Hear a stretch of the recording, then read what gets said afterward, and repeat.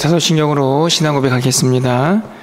전능하사 천지를 만드신 하나님 아버지를 내가 믿사오며 그 외아들 우리 주 예수 그리스도를 믿사오니 이는 성령으로 잉태하사 동정녀 마리아에게 나시고 본디오 빌라도에게 고난을 받으사 십자가에 못 박혀 죽으시고 장사한 지 사흘 만에 죽은 자 가운데서 다시 살아나시며 하늘에 오르사 전능하신 하나님 우편에 앉아 계시다가 저리로서 산 자와 죽은 자를 심판하러 오시리라. 성령을 믿사오며 거룩한 공회와 성도가 서로 교통하는 것과 죄를 사하여 주시는 것과 몸이 다시 사는 것과 영원히 사는 것을 믿사옵나이다. 아멘. 우리 찬송가 214장 찬양드리겠습니다. 214장입니다.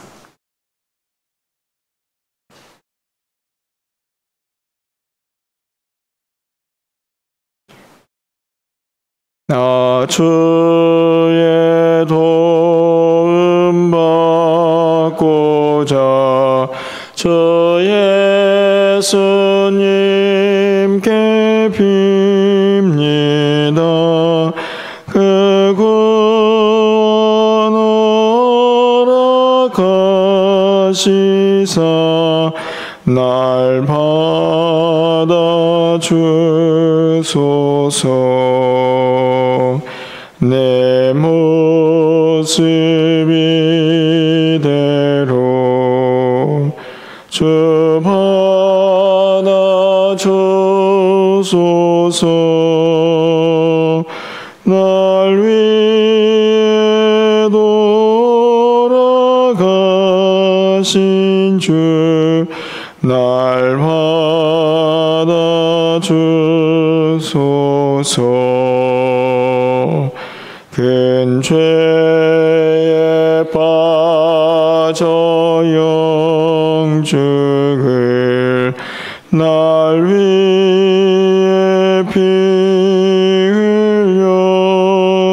흘렸으니 주 형상대로 빚으사 날 받아 주소서. 내 모습 이대로 주 받아 주소서. 날 위해 돌아가신 주 날 받아 주소서. 내 힘과 결심 약하여 늘 깨어지기 쉬우니 주의 이름으로 구원해 날 받아 주소서. 내 모습 이대로 주 받아 주소서. 날 위해 돌아가신 주 날 받아 주소서. 내 주님 서신 발 앞에 나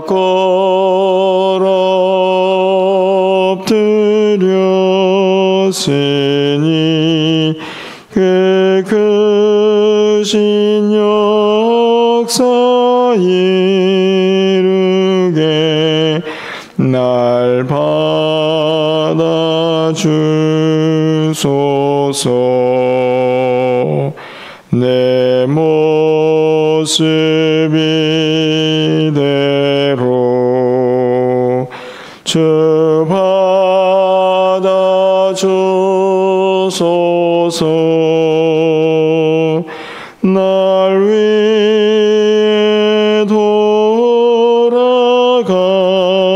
하신 주 날 받아주소서.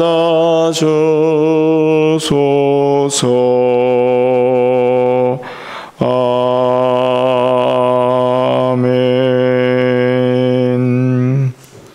오늘 하나님 말씀은 열왕기상 19장 1절에서 8절까지 말씀을 교독하겠습니다. 구약성경 549쪽에 있습니다. 열왕기상 19장 1절에서 8절 말씀 한 절씩 교독하고 8절은 함께 읽겠습니다.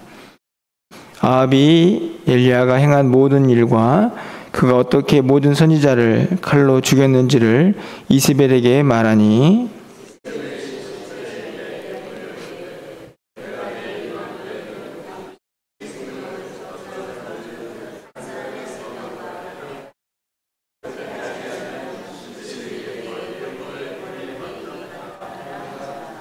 그가 이 형편을 보고 일어나 자기의 생명을 위해 도망하여 유다에 속한 브엘세바에 이르러 자기의 사환을 그곳에 머물게 하고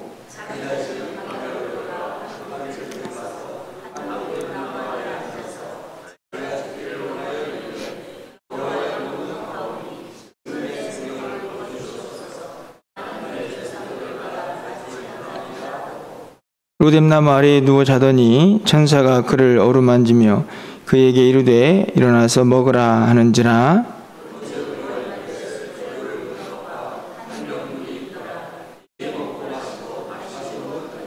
여호와의 천사가 또 다시 와서 어루만지며 이르되 일어나 먹으라. 내가 갈 길을 다 가지 못할까 하노라 하는지라.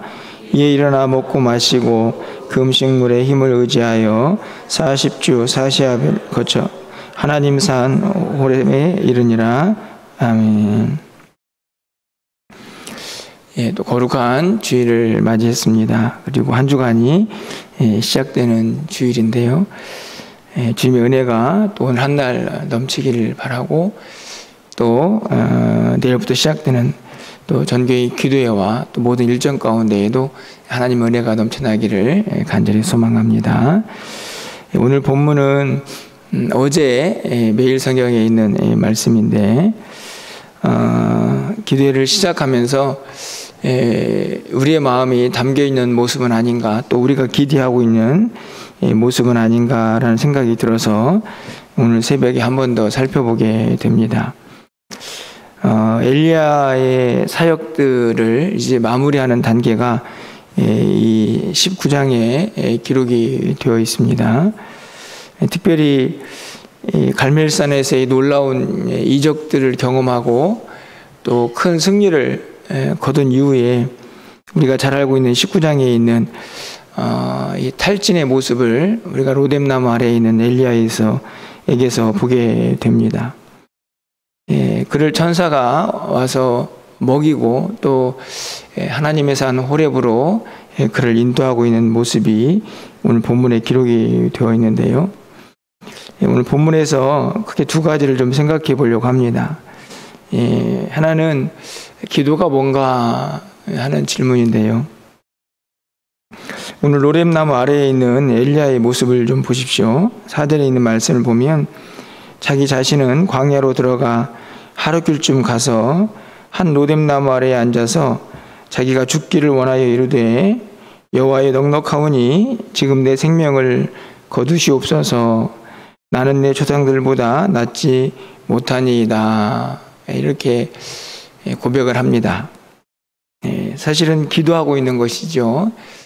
사환, 자기가 늘 데리고 다녔던 그 사환도 뒤로 물리치고 자기 혼자 광야길로 들어가서 로뎀나무 아래에 앉습니다. 그리고 하나님께 죽기를 청하고 있는 기도의 내용을 볼 수 있습니다. 내 생명을 거두어 달라, 이렇게 기도하고 있는 것이죠. 그럼에도 불구하고 이 구절에서 우리는 종종 엘리야의 이 연약한 모습을 보게 됩니다. 어떻게 위대한 선지자, 하나님 앞에서 갈멜산에 놀라운 기적을 경험한 선지자가 이세벨이 좀 죽이겠다고 한다고 그 소리 듣고 자기의 생명을 거두어달라고 할 수 있는가. 가끔은 한심하다 이런 생각도 들 수 있지만 저는 오늘 본문에서 이게 진짜 기도다 하는 생각을 갖습니다. 그 중에 첫 번째 이유는 주변에 있는 모든 것들을 다 뒤로 하고 온전히 하나님만 바라볼 수 있는 이 로뎀나무 아래가 우리 주님이 말씀하신 골방이 아닌가 생각이 들기 때문입니다. 이제는 세상의 어떤 소리 나를 두렵게 하고 나를 위험에 빠뜨리고 또 나와 늘 함께했던 그 사원까지도 이제는 단절하고 끊고 오직 하나님만 바라보면서 주의 뜻을 구하고 있는 엘리야의 모습을 볼 수 있기 때문에 그렇습니다. 또 한 가지는 솔직한 고백이라고 생각이 드는데요. 죽고 싶은 것도 살고 싶은 것도 내 뜻이 아니라 하나님의 뜻을 묻고 있지 않습니까? 내 생명을 거둬주십시오라고 이 자신의 솔직한 이 죽고 싶은 마음, 이 위기 앞에서 어떻게 해볼 수 없는 자신의 모습을 있는 그대로 하나님께 내어놓고 있다 하는 것입니다. 어떤 아름다운 언어를 사용한 것이 아니고 그냥 저 죽을 것 같습니다 라고 하는 그 고백을 있는 그대로 쏟아내는 것이죠. 많은 분들이 기도가 어렵다 이런 이야기를 종종 하는데요. 저는 기도의 가장 중요한 요소 중에 하나는 진심이라 이렇게 생각이 듭니다. 하나님 힘들어 죽을 것 같습니다. 이 말도 이 투정이든 아니면 정말 죽고 싶은 마음이든 이것도 하나님께 쏟아 놓을 수 있어야 하는 것이죠. 그게 성도인 것입니다. 그리고 그 성도의 이 한탄과 이 아픔의 소리도 들으시는 분이 우리 하나님인 것을 우리가 깨달아야 한다는 말씀입니다. 그것을 알고 깨닫고 느끼는 사람은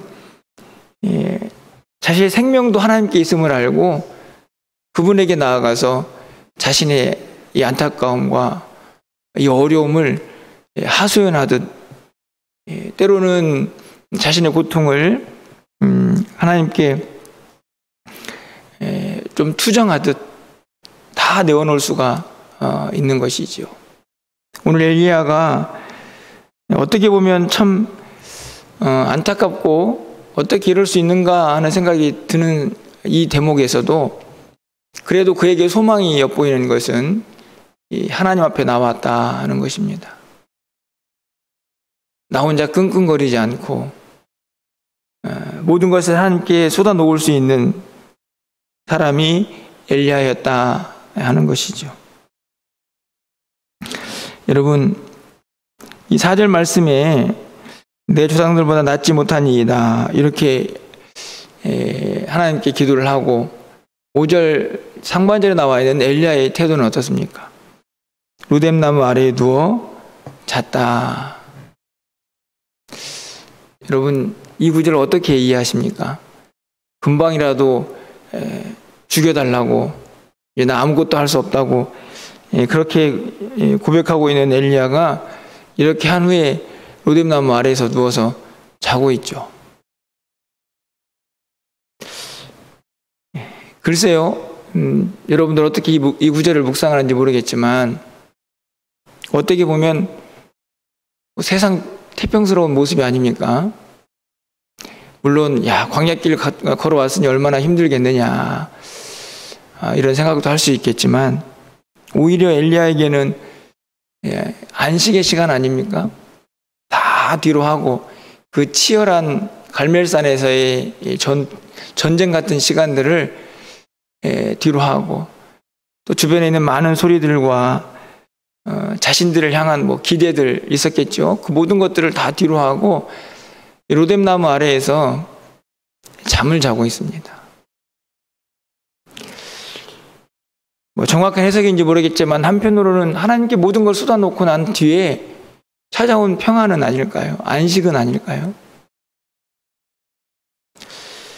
내일부터 기도회가 시작이 됩니다. 어떤 마음으로 시작을 할지 제가 여러분의 마음을 다 알 수는 없지만 이 기도의 시간이 우리의 있는 모습 그대로 오늘 우리가 부른 찬양처럼 자신의 모든 것들을 다 쏟아놓고 하나님의 뜻을 온전히 구하는, 내 생명까지도 하나님의 것입니다. 그러면서 하나님의 뜻만 온전히 구하고 세상의 모든 소리들을 좀 단절시킬 수 있는 그런 시간이 되었으면 좋겠다 하는 그런 바람을 오늘 엘리야의 모습에서 보게 됩니다. 우리가 한 번도 무너지지 않고 힘있고 능력있게 일평생 하나님께서 맡긴 사역을 할 수만 있다면 얼마나 좋겠습니까? 그런데 우리의 모습이 어떻게 그렇습니까? 하루에도 수없이 무너지는 자신의 모습을 잠깐 동안 그래 나는 잘할 수 있어, 할 수 있을 거야 이런 마음 가졌다가도 조금만 어려운 이야기들 듣거나 상황들이 변하면 그 다짐이 어디로 사라졌는지 모르게 다 무너지는 우리의 모습 보게 되지 않습니까? 그러니 엘리야를 뭐라고 할 수도 없다 이런 생각이 듭니다. 다만 우리에게 필요한 것은 그냥 있는 모습 그대로 하나님 앞에 나와서 주의 도우심을 구하는 것이죠. 그렇게 쏟아놓을 때에 하나님께서 또 우리에게 살 길을 열어주시지 않을까 하는 기대를 오늘 엘리야에게서 찾아보게 됩니다. 그렇게 기도하고 잠을 자고 있는 엘리야에게 하나님께서 천사를 보내셔서 그를 이렇게 대응하고 있는 것을 봅니다. 5절 말씀에 로뎀나무 아래에 누워 자더니 천사가 그를 어루만지며 그에게 이르되 일어나서 먹어라. 천사가 와서 너 왜 그렇게 처져 있어? 너 그러면 안 되지. 하나님의 사람인데 정신 차려. 이런 책망이나 그런 어떤 엘리야를 다시 막 사명의 길로 내쫓는 그런 말을 하지 않습니다. 그냥 어루만지며 먹어라 이렇게 얘기하죠. 그런데 여러분 뒤를 6절 말씀을 보십시오. 본즉 머리맡에 숯불에 구운 떡과 한 병 물이 있더라. 이 말은 무슨 말입니까? 먹어라 해놓고 천사는 가버린 것입니다. 어떻게 보면 무책임한 것처럼 보이지만 하나님의 마음이 담겨져 있다고 생각이 듭니다. 실패한 엘리야, 실패한 선지자처럼 보이는 지금 이 상황에서 하나님은 책망하고 다그치고 그렇게 하지 않으시고 어루만지시고 떡 물 한 병 살짝 두고 먹고 힘내라고 그냥 가신 거죠. 정말 엘리야에게 지금 필요한 것은 어떤 책망이나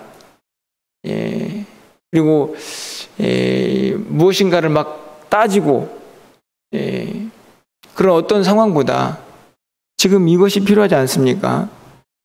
그냥 어루만지고 위로하고 지금 육체적으로 너무 피곤해 있으니 먹고 마셔라. 결국 이 일을 반복하면서 엘리야는 하나님의 산 호렙으로 이제 정말 사명을 받아야 할 그곳으로 발걸음을 옮겨놓는 것을 볼 수 있습니다. 하나님의 마음은 다시 엘리야가 사명의 길을 가는 것이겠죠. 그럼에도 불구하고 엘리야를 다그치거나 그에게 책망하지 않으시고 가장 먼저 그를 어루만지시고 그를 싸매어 주시고 그를 이해하는 마음으로 그에게 힘을 주시는 모습을 볼 수 있습니다. 우리 하나님의 모습이 아닌가 생각이 듭니다.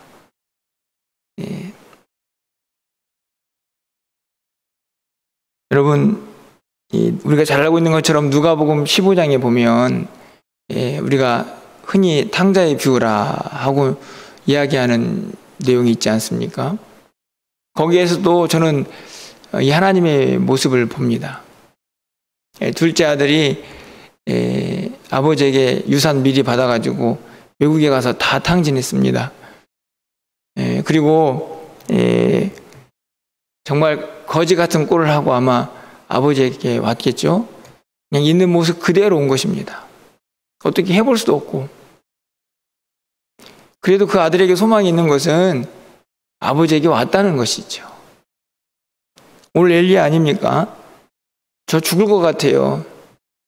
하지만 저에게는 아버지가 있으니까, 내 기도를 들으시는 살아계신 하나님이 계시니까 그분 앞에 있는 모습 그대로 가지고 가는 겁니다. 그랬더니 이 둘째 아들의 아버지는 어떻게 그를 대합니까? 15장 20절 말씀 하반절에 아직도 거리가 먼데 아버지가 그를 보고 측은히 여겨 달려가 목을 안고 입을 맞춥니다. 성경 어디에도 너 어떻게 이 꼴이 되었어? 내가 준 돈 다 어디다 썼어? 뭐 이런 구절은 한 구절도 없습니다.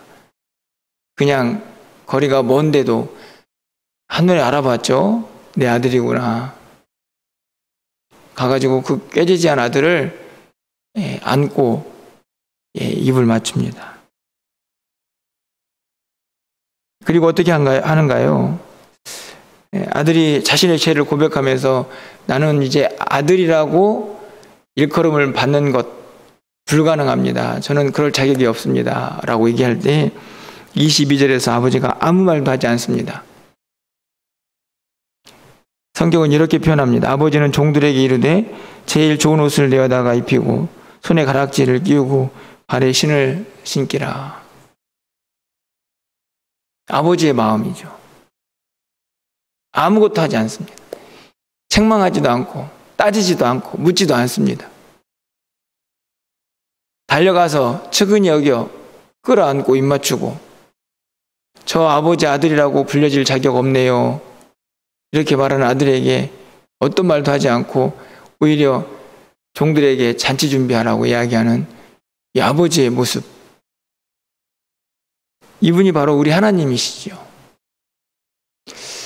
저는 간절히 바라기는 우리가 이 하나님을 이미 알고 있습니다. 믿고 있습니다. 하지만 알고 있고 믿고 있는 것을 떠나서 이제는 좀 그 하나님을 삶에서 늘 경험하면서 진짜 이분이 살아계셨구나. 나와 함께 하시고 내 기도를 들으시는구나 하는 그런 경험이 우리 삶에서 늘 함께 할 때에 우리가 좀 더 하루하루를 힘있고 능력 있게 또 하나님의 자녀답게 살아갈 수 있지 않을까 생각이 드는 것입니다. 믿는다고 다 사명의 길을 힘있고 능력 있게 가는 것은 아닙니다. 그것이 가야 할 우리의 길이지만 오늘 엘리야처럼 이렇게 때로는 곁길로 가기도 하고 그곳에서 힘들다, 어렵겠다 이런 생각이 들기도 하는 것이죠. 그럼에도 불구하고 그때에도 우리는 하나님 앞에 나아가야 합니다. 그분에게 소망이 있기 때문에 그렇습니다. 그분이 우리의 모든 것을 묻지도 따지지도 않으시고 언제든지 안으실 준비가 되어 있는 우리 아버지시기 때문에 그렇습니다. 바라기는 이번 새벽 기도의 주제를 평생 기도로 제가 잡았습니다. 제 목표와 기대는 다른 것이 아닙니다. 우리 성도님들이 어떻게 해서든지 이 기도의 능력, 기도의 자리를 다시 회복해야 한다 하는 것이 제가 이번 기도회를 시작하면서 갖는 기대입니다. 여러분이 삶에서 어떤 순간에도 나와 함께 하시고 나에게 은혜를 베푸시는 그 하나님을 절대로 잊지 마시고 그 하나님의 은혜를 누리고 맛보고 경험하는 그런 삶이 될 수 있도록 그런 시간이 다시 회복되는 그런 기도회 또 우리의 삶이 될 수 있기를 주님의 이름으로 간절히 축원합니다. 오늘 한 날이 하나님께 예배할 때 그런 하나님의 품에 안겨서 하나님의 위로를 받고 새 힘을 얻고 또 다시 살아갈 힘을 얻는 복된 또 주일 모든 우리 예배가 되기를 주님의 이름으로 간절히 축원합니다. 기도하겠습니다. 한결같은 마음으로 우리를 이끄시고 인도하시는 하나님을 찬양합니다. 때로는 우리의 삶이 무너져 내리는 것 같은 아픔과 고통 속에서도 하나님 앞에 투정 부리듯 그렇게 기도하여도 하나님은 우리를 늘 끌어안으시며 우리를 사랑한다, 우리를 위로하시고 하나님의 은혜로 함께 하시는 살아계신 하나님을 찬양합니다. 우리의 삶에 단순히 지식적인 하나님으로 머물러 있지 않게 하시고 오늘 이 엘리야를 만나셔서 그를 어루만지셨던 하나님, 둘째 아들의 그 방탕한 생활도 다 끌어안으시고 그를 회복시켜 주시는 그 하나님이 우리 하나님인 것을 우리의 일상에서 기도하며 경험하며 감사하며 살아갈 수 있도록 주님 도와주시옵소서. 내일부터 전교인 새벽기도회가 시작이 됩니다. 우리의 기도가 온전히 회복되어서 기도의 능력들을 경험하는 삶이 되게 하시고 각자의 자리에서 하나님의 영광 위에 살아갈 힘과 능력을 얻는 귀한 시간들이 되게 하여 주시옵소서. 오늘도 거룩한 주일입니다. 하나님께서 구별한 시간이 오니 우리가 드린 모든 예배가 하나님의 기쁨이 되게 하여 주시고 하나님께 온전히 영광 돌리는 귀한 시간들이 다 될 수 있도록 주께서 역사하여 주시옵소서. 오늘 한 날도 우리가 드린 모든 예배를 통하여 우리를 안으시고 우리를 위로하시는 전능하신 하나님의 그 어루만지심을 경험하는 귀한 시간들이 되게 하여 주시옵소서. 사랑하는 성도들의 한 주간의 삶을 지켜주시고 출타한 성도들의 발걸음도 복되게 하시고 연약한 성도들을 다시 일으켜 주시사 하나님의 영광 위에 살기 부족함이 없는 한 주간의 삶이 되게 하여 주시옵소서. 오늘도 우리가 드린 모든 예배를 하나님께서 기쁘게 받아주시기를 간절히 소망하옵고 우리 주 예수 그리스도의 이름으로 기도합나이다. 아멘.